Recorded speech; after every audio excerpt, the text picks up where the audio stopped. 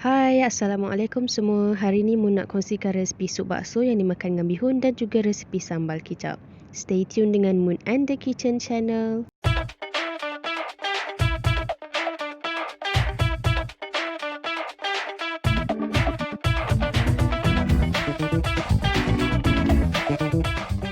Resepi yang Mun akan kongsikan lepas ni sesuai untuk 4 orang makan. Jadi Mun sediakan 1 biji bawang merah, kita kupas kulit dan kita potong secara kasar.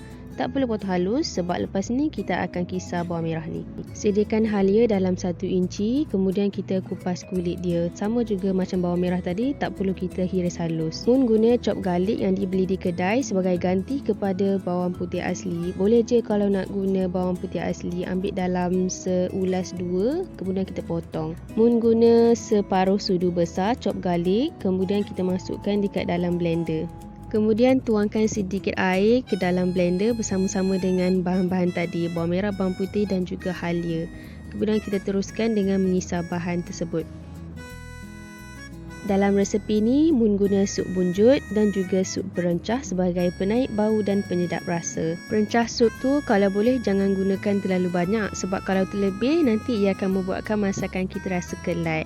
Mun guna dalam 1 sudu besar perencah sup, kemudian dilarutkan dengan air sehingga sebati. Kemudian sediakan bola daging ataupun meatball. Untuk nak letak berapa banyak terserah kepada kita. 1 kepala, 4 ketul ke, ikutlah. Kita teruskan dengan memasak, panaskan minyak dalam periuk. Mun lupa nak sebut awal tadi, yang dalam resepi ni Mun ada guna bunga lawang, kayu manis dan juga buah pelaga dalam bahan tumisan. Tumis bahan-bahan ni dengan api yang sederhana, jangan buka kuat tau. Sebabnya buah pelaga sangat sensitif dengan haba, nanti dia meletup. Tuangkan bahan yang kita dah kisar tadi ke dalam periuk. Kita akan tumis sehingga dia separuh masak. Jangan terlalu masak. Sebabnya lepas ni kita akan masukkan larutan perencah sup yang kita dah larutkan tadi. Larutan perencah sup ni dia akan menyedapkan masakan dan menaikkan bau aroma rempah. Kita gaul sebati, kemudian kita akan tumiskan sehingga dia pecah minyak.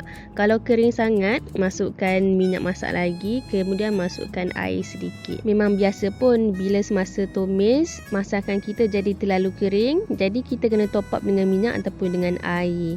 So, lepas ni masa kita tengah nak tumis ni, kita biarkan sampai dia pecah minyak, sampai dia kata ada minyak ke tepi dia tu. Kemudian masukkan air secukupnya untuk jumlah orang yang akan makan.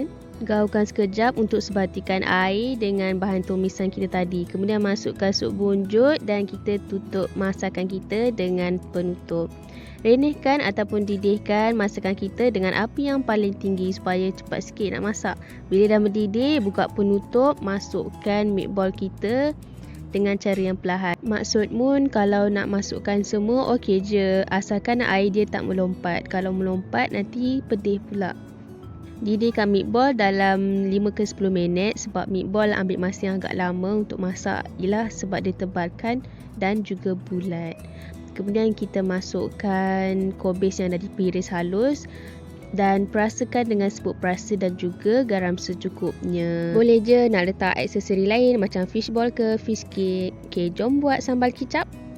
Mun guna dalam 12 biji cili, kemudian kita hiris halus. Walaupun lepas ni kita nak tumbuk, tapi kalau kita hiris halus, kita proses nak tumbuk cili tu lagi mudah sebabnya dia dalam keadaan yang kecil. Jadi dia ambil masa yang sekejap untuk ditumbuk sepenuhnya. Masih menggunakan chop garlic, lagi mudah kan? Kemudian Mun ambil dalam 1 sudu kecil chop garlic, masukkan dekat dalam kita punya sambal kicap. Tumbukkan cili padi dan juga bawang putih sehingga halus. Biasalah kan, mak-mak kan mesti dah biasa tumbuklah halus macam ni.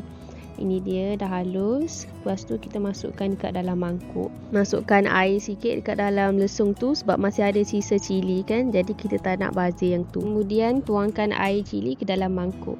Masukkan 1 ke 2 sudu gula putih. Kalau nak manis boleh lebihkan. Kemudian masukkan 1 sudu besar kicap pekat. Gaul-gaulkan sambal kicap tu. Sebenarnya kalau nak guna kicap pekat manis pun okey je. Tapi Mun tak ada kicap tu, so terpaksa guna kicap pekat. Jadi kita punya bakso dah siap. Selamat mencuba.